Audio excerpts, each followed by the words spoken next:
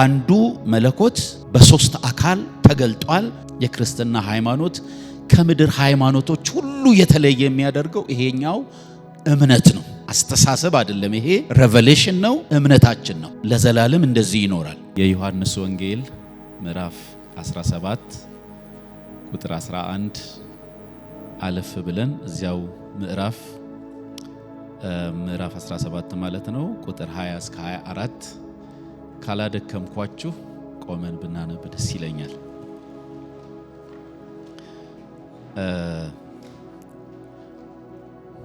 ስክሪኑም ላይ እየቀረበ ያለ ይመስለኛል። እንደዚህ ይላል። ወደ መጨረሻው ቁጥር 11 ነው ማነበው። ቅዱስ አባት ሆይ እነዚህን የሰጠኝን እንደኛ አንድ እንዲሆኑ በስምህ ጠብቃቸው። እንደገና 20 እስከ 24 እንደዚህ ይላል። ሁሉም አንድ የሆኑ ዘንድ ከቃላቸው የተነሳ በእኔ ስለሚያምኑ ደግሞ እንጂ ስለነዚህ ብቻ አልለምንም። አንተ እንደላከኝ ዓለም ያምን ዘንድ አንተ አባት ሆይ በእኔ እንዳለህ እኔም ባንተ እነርሱ ደግሞ በእኛ አንድ ይሆኑ ዘንድ እለምናለሁ። እኛም አንድ እንደሆንን አንድ ይሆኑ ዘንድ እኔም በእነርሱ አንተም በእኔ ስትሆን በአንድ ፍጹማን እንዲሆኑ የሰጠኝን ክብር እኔ ሰጥቻቸዋለሁ። እንዲሁም ዓለም አንተ እንደላከኝ በወደድከኝም መጠን እነርሱን እንደወደድካቸው ያውቃል። አባት ሆይ ዓለም ሳይፈጠር ስለወደድከኝ የሰጠኝንም ክብሬን እንዲያዩ እኔ ባለሁበት የሰጠኝ እነርሱ ደግሞ ከኔ ጋር የሆኑ ዘንድ እወዳለሁ። አሜን።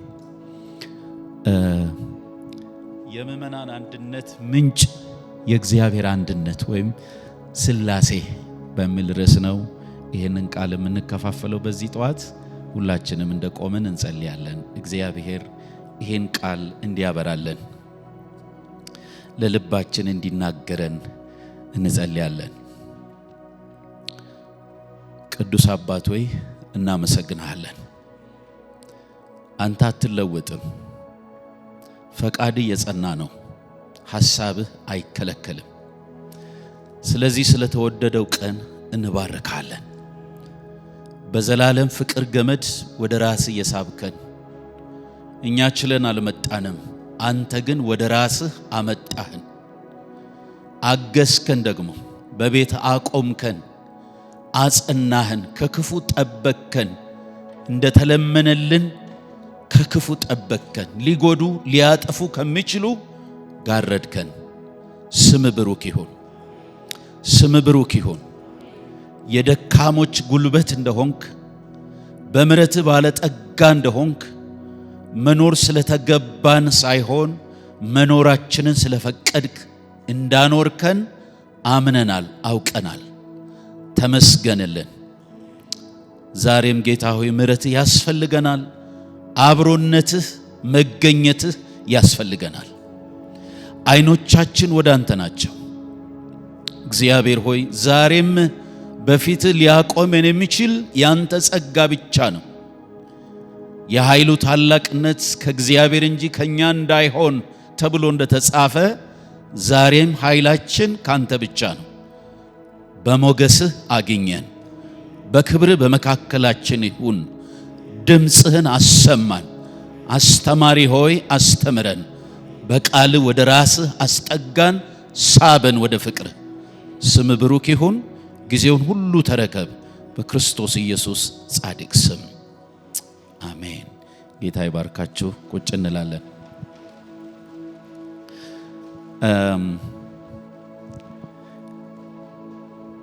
ይሄ ክፍል ሳይ እንደ መፍራትም እንደ መደሰትም ሆኛለሁ። በፊታችሁ ግልጽ ልሁንና ክፍሉን በደንብ አየሁት። ቄሱ ሐሳቡን ሲነግሩኝ የሚመች ቃል ሆኖ የመጣልኝ ይሄ ነው። ይሄ የሊቀ ካህኑ የታላቁ ሊቀ ካህናችን ጸሎት ነው። እስከ ለዘላለሙ በእግዚአብሔር ፊት የሚሰማ አንድ ጊዜ የቀረበ ግን ሁሌ በሁሉም ዘመን ላሉት ምእመን የተደረገ ጸሎት ስለሆነ ዛሬም እየተሰማ ያለ ጸሎት ነው።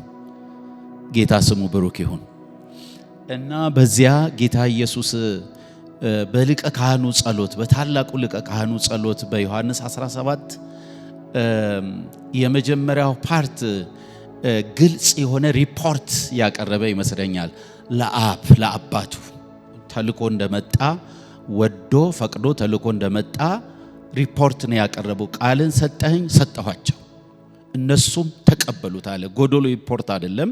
ሰጠኝ ሰጠኋቸው ብቻ አይደለም፣ ደግሞ የደረሰበትንም አረጋግጧል። ተቀብለዋል ይላል። እንደላከኝም አምነዋል፣ ካንተ ዘንድ መምጣቴንም ተቀብለዋል ብሎ እስከ 11 ሀ ከተናገረ በኋላ ቁጥር 11 ጀምሮ ስለ አንድነት ያቀረበው ጸሎት ምልጃ ነው እና እኔ የፈራሁት ያልኳችሁ እኔ እና አንተ አንድ እንደሆንን አንድ እንዲሆኑ የሚለው እና ይህን ጸሎት እንዴት አስቧለሁ ብዬ ፈርቻለሁ። እኔና አንተ አንድ እንደሆንን በአብና በወልድ መካከል ያለውን ፍጹም አንድነት ነው የተጠየቀልን፣ ለምእመናን የተጠየቀው። ይሄን ነው የፈራሁት፣ ግን ተጽናንቻለሁ። የተጽናናሁት ለካ እዚህ እንጀምረዋለን እንጂ እዚህ ከፍጻሜ አናደርሰው። ይሄ ፍጹማዊ አንድነት በዚህ ምድር ይጀመራል፣ በሰማይ እንደተጸለየው ይጠናቀቃል። ማለቴ እዛ ፐርፌክት ይሆናል ማለት ነው። ጉለት አያጣውም። እዚህ ይሄ ገባኝ። የትኛውም ነገር እዚህ እንጀምራለን፣ እዛ እንጨርሰዋለን። እዚህ ያልተጀመረው እዛ አይጨርስም። እዚህ የተጀመረው እዛ ይቀጥላል። እዚህ ጉባኤ ያለን እዛ አብይ ጉባኤ አለ አይደለም? በግልጽ የዕብራውያን መጽሐፍ ጀነራል አሰምብሊ እዛ እንዳለ ይነግረናል። እዚህ ማምለክ ጀምረናል፣ ጉለት አለበት፣ ጉለት አጣውም። በሰማይ ፍጹሙን አምልኮ እናቀርባለን። ስለዚህ የጌታ ጸሎት አልጠፋም፣ ጀምረነዋል፣ ከነጉለቱ በሰማይ ፐርፌክት ይሆናል የሚለው ቃል አጽናንቶኛል። ሌላው ደግሞ አይቼ ተደሰትኩ ያልኳችሁ ዮሐንስ 17ን ብዙ ጊዜ አንብቤዋለሁ፣ ግን አሁን ነው ቃሉን ያየሁት በደንብ። ምን የሚለው ካላችሁ እኔም በወደድክበት እነሱን እንደወደድካቸው የሚለው። አብ እኛን የወደደን ወልድን በወደደበት መውደድ ነው። ገርሞኛል በጣም በእውነት። አንዳንዴ በምናልፍበት ጎዳና የሚያጋጥሙን ነገሮችና ቻሌንጆች የእግዚአብሔር ፍቅር ላይ ጥያቄ እንድናቀርብ ያደርጉን ይሆናል፣ አድርገውኝም ያውቃሉ። ለካ አብ ወልድን እንደወደደ ነው የወደደን።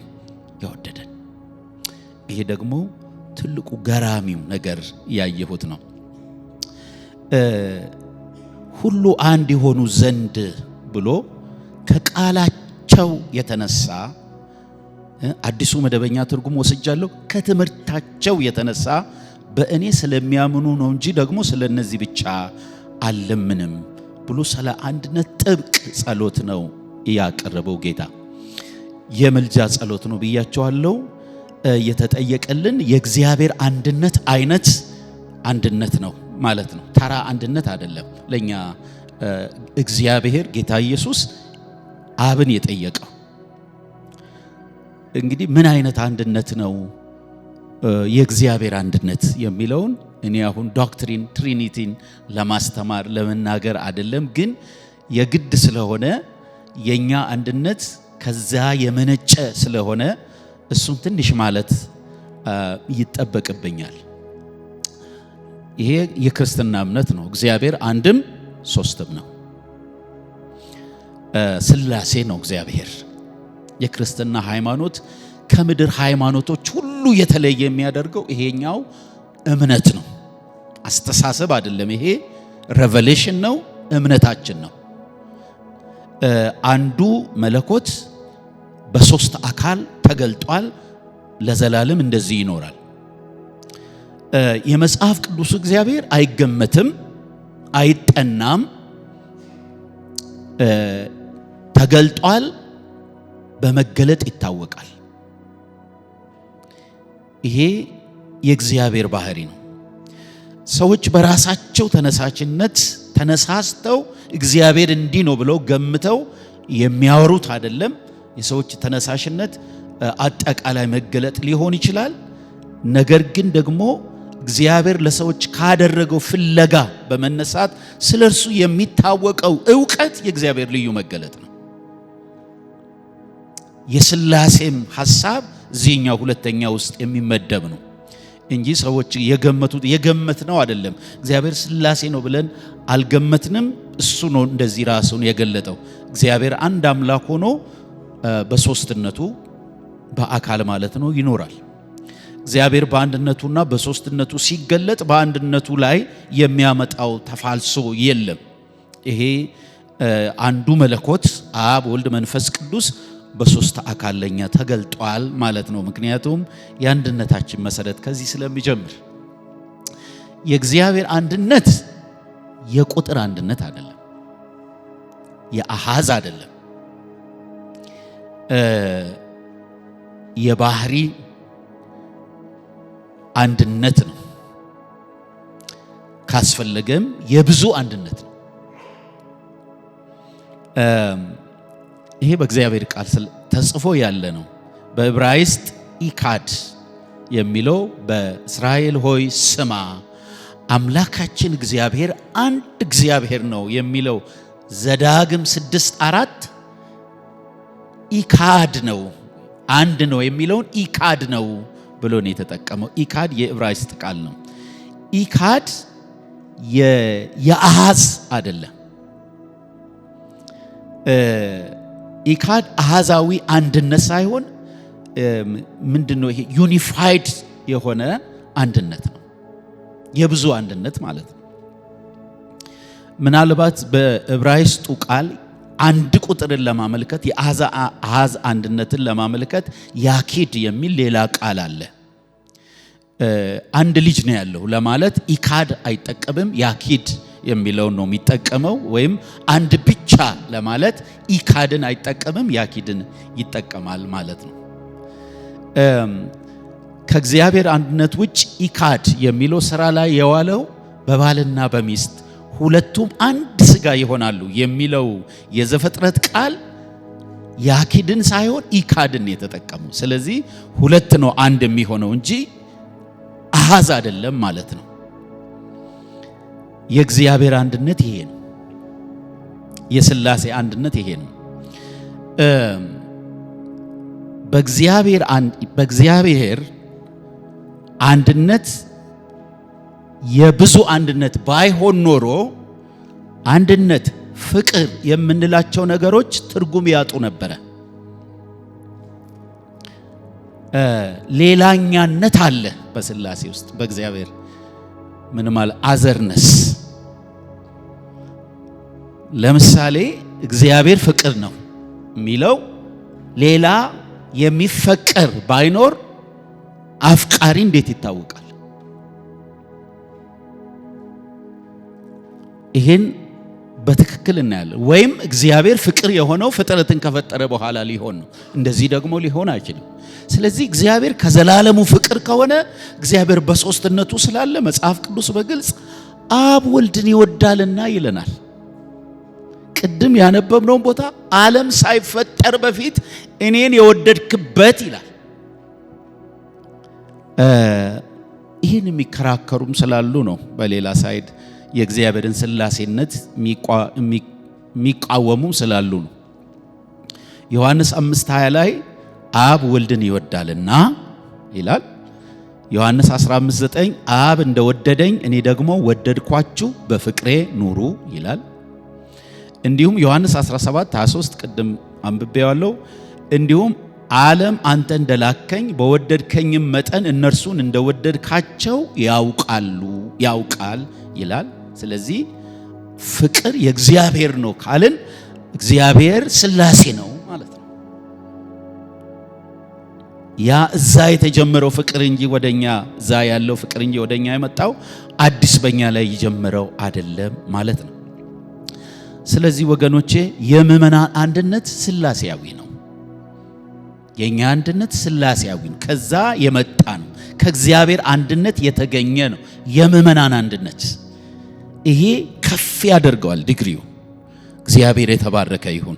የሽርክና አይደለም፣ የሌላ አይደለም። የሥላሴ አንድነት፣ ሥላሴያዊ አንድነት ከዛ የመጣልን። ይህንኑ ሐሳብ ሐዋርያው ጳውሎስ በኤፌሶን ምዕራፍ 4 ከቁጥር 3 እስከ 6 በደንብ ስለሚያስቀምጥ ብናነብ ደስ ይለኛል። ትንሽ እፈጥናለሁ ሰዓት ብዙ ስለሌለኝ። ኤፌሶን 4 ከ3 እስከ 6 እርስ በርሳችሁ ከቁጥር 2 ሊጀምር መሰለኝ። በትህትና ሁሉና በየዋህነት በትዕግስትም እርስ በርሳችሁ በፍቅር ታገዙ። በሰላም ማሰሪያ የመንፈስን አንድነት ለመጠበቅ ትጉ።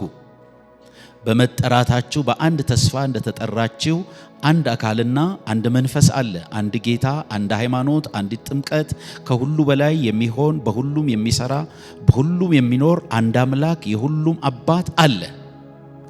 አሜን። 7 አንድነቶች እዚህ ተዘርዝሯል። 3ቱ ከሥላሴ ጋር የተሳሰሩ ናቸው። ሌሎቹ ከኤክስፒሪየንስ ጋር የተሳሰሩ ናቸው። ምን ይላል? አንድ መንፈስ አለ፣ መንፈስ ቅዱስ። ምእመናን ሁሉ የጠጡት፣ ምእመናን ሁሉ የታተሙበት፣ በጋራ የተሰጠን የዘላለም ሀብታችን ወደ ሰማይ ቤት እስክንሰበሰብ ድረስ እግዚአብሔር የሰጠን አንድ መንፈስ አለ ይለናል። እግዚአብሔር ይመስገን። አንዳንድ ጊዜ መኪና ውስጥ ስሆን ማስክ ሳሊዝ ስቀር በልብሴ አፌን ሸፍናለሁ። በተለይ የጠጡ ሰዎች የበዙበት ጋር መብቱ ነው። ሰው ጠጥቶ መኪና ውስጥ እንዳይገባ የሚከለክል ሕግ የለም። እኔን አይመቸኝም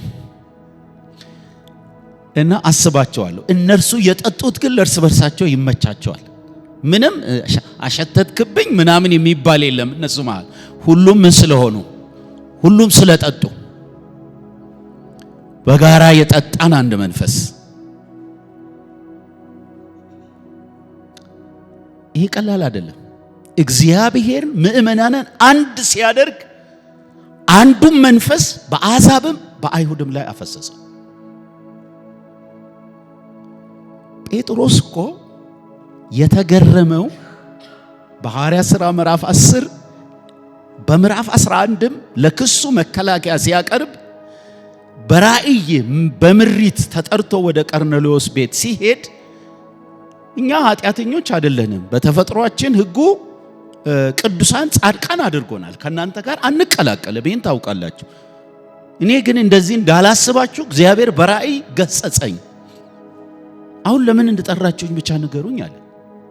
ከደረሰ በኋላ ሰውየው ነገረው። ከ3 ቀን በፊት እየጸለቁ በተመስጦ ራእይ ያየው መልአክ በፊት ቆመ። ጸሎት ተሰምቷል፣ ምጽዋት ታስቧል።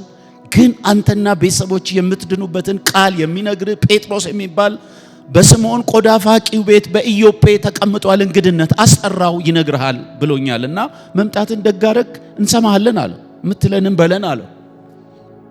ገና ቆሞ የናዝሬቱ ኢየሱስ በአጋንንት የታሰሩትን እየፈታ በጨለማ ያሉትን ነፃ ያወጣ ዞረ ማለት ሲጀምር መንፈስ ቅዱስ በአሕዛብ ላይ ወረደ።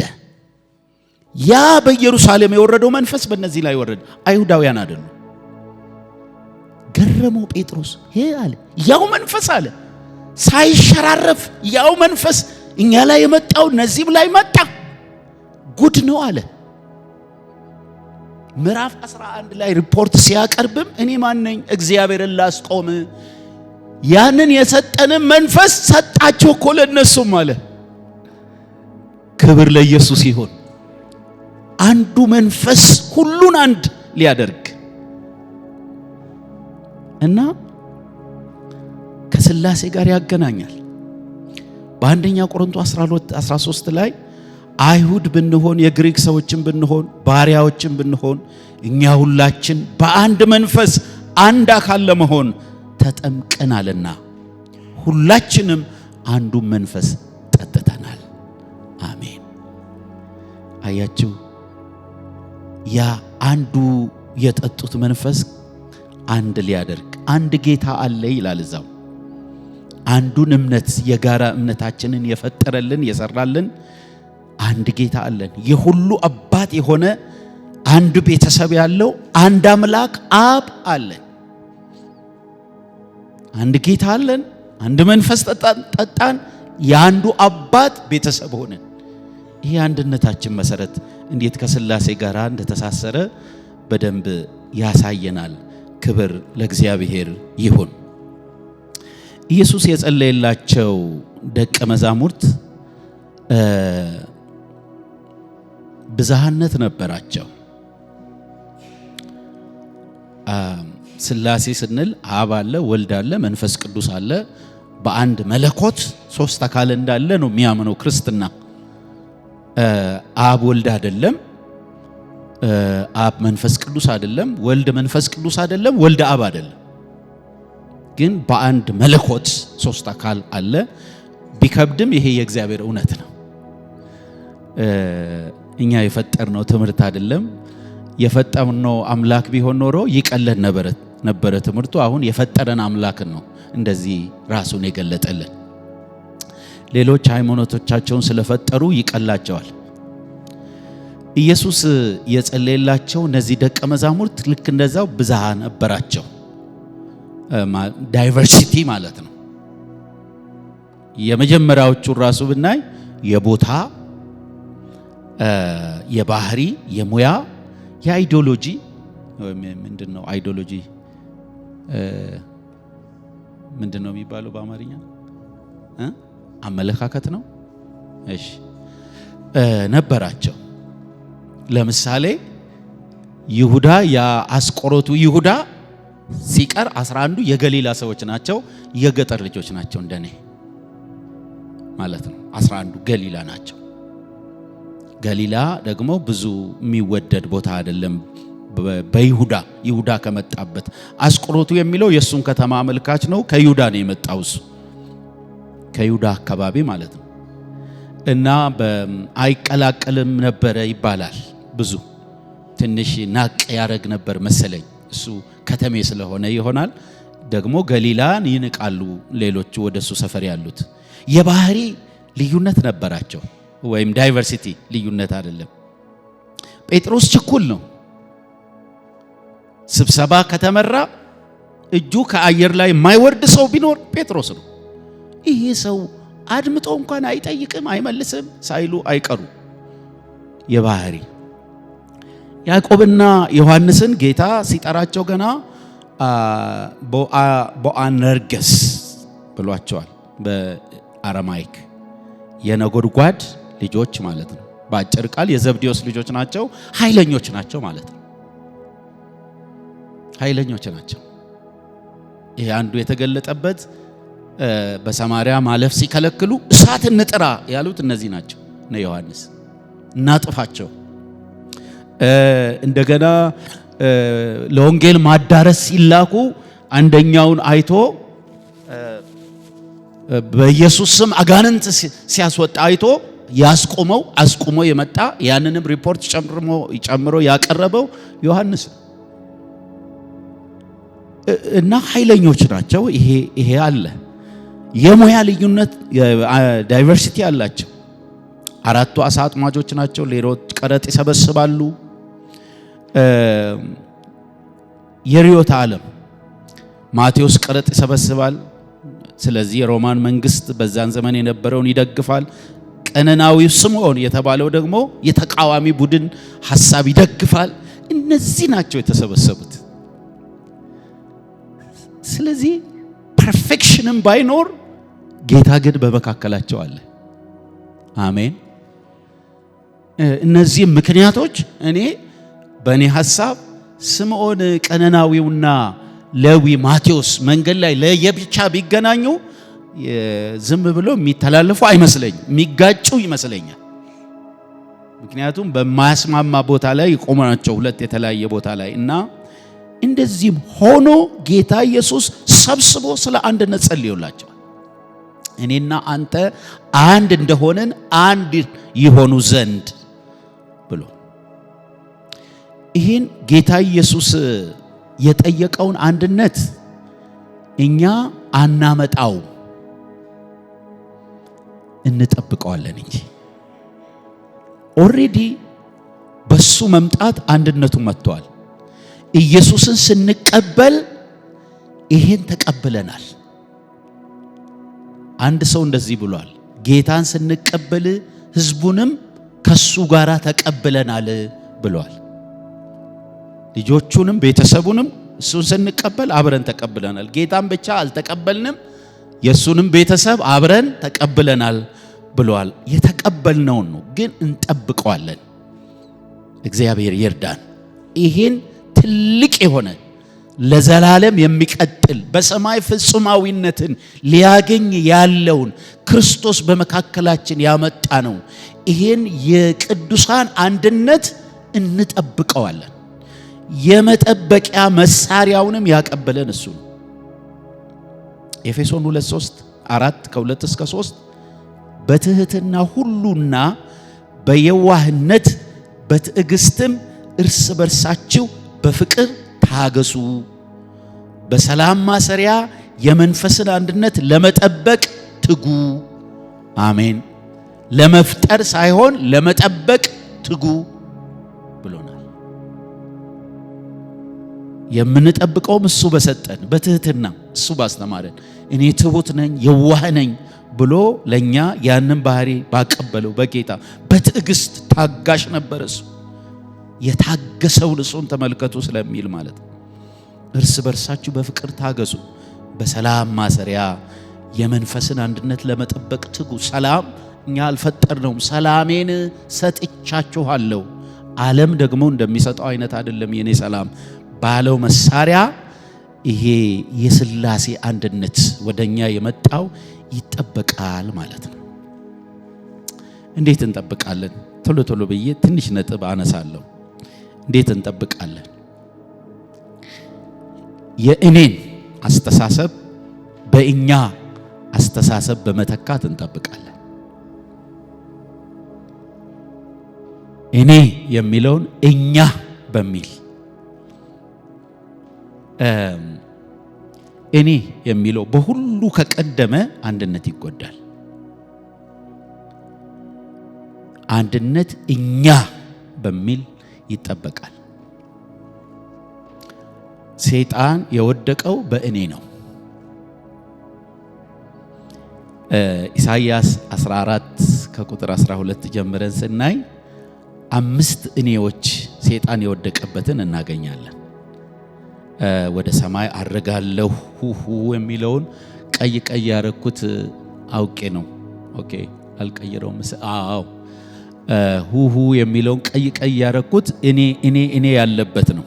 እንግሊዘኛው I will ascend, I will exalt, I will sit, I will ascend, I will be like the most high, I የሚሉ 5 እኔዎች አሉ።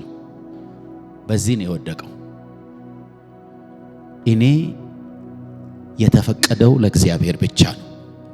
እኔ የሚያምርበት እሱ ነው። አሜን። እኔ ነኝ። I am who I am ያለው እሱ በሱነቱ ያለ እሱ እና ሰይጣን በዚህ ወድቋል። ይሄን ሰይጣን የወደቀበትን ጳውሎስ ወጥመዱ ይለዋል። ሰይጣን የወደቀበት ወጥመድ ይለዋል። ወደ ትዕቢት ወደ ህብረትና ፍቅር ሳይሆን ወደ ትዕቢት ስለሚያመራ አፍሪካውያን የእኔ ሳይሆን የኛ ፍልስፍና አላቸው ይባላል። ምን ያህል እውነት እንደሆነ አባባል ነው። እኛ የሚል ይቀናቸዋል። ለምሳሌ ኡቡንቱ ፊሎሶፊ የሚባል አለ። በባንቱ ማህበረሰብ ውስጥ በአፍሪካ በባንቱ ማህበረሰብ ውስጥ በጣም የሚታወቅ ሰው መሆንን የሚረዱበት በእኔ ሳይሆን በእኛ ነው። ይሄ ኡቡንቱ የሚባለው አይ አም ቢካውዝ ዊ አር የሚል ትርጉም አለው። እኔን የሆንኩት ከኛ የተነሳ ነው። እኔ ከኛ ውስጥ ትርጉም አልባ ነኝ እንደማለት ነው። አንድ ማን እንዳለው አላቅም፣ እኔም ሰምቼ ነው። በነገራችን ላይ አይ የሚለው the phrase I the center of all sins ይላሉ። አይ ሲን የሚባለው SIN ነው አይደል? በእንግሊዘኛ አይ የት ነው ያለችው? መሃል። ስለዚህ እኔ አይ የኃጢአት ሁሉ ማዕከል ናት፣ ከዚያ የሚወጣው ጽድቅ አይደለም ይላሉ። ስለዚህ አንድነትን የምንጠብቀው በእኛ ነው። አንዳንድ ሰዎች ብዙም አስቡበት አይመስለኝም። እንዲህ አርጌ እንዲህ ሆኜ እኔ የሚል ቃላት በጣም ይወዳሉ። አንድ ጊዜ ሲኖዶስ እያለው 3 ሆነን ኮሚቴ ሆነን የሆነ ቦታ ተላክንና አንዱ ሰው ሁለተኛ አልሄድም አለ። በሚቀጥለው ቀን አልሄድም አለ። ለምንድን ነው ሲባል ከሶስታችን አንዱ እኔን አብዝቷል መሰለኝ።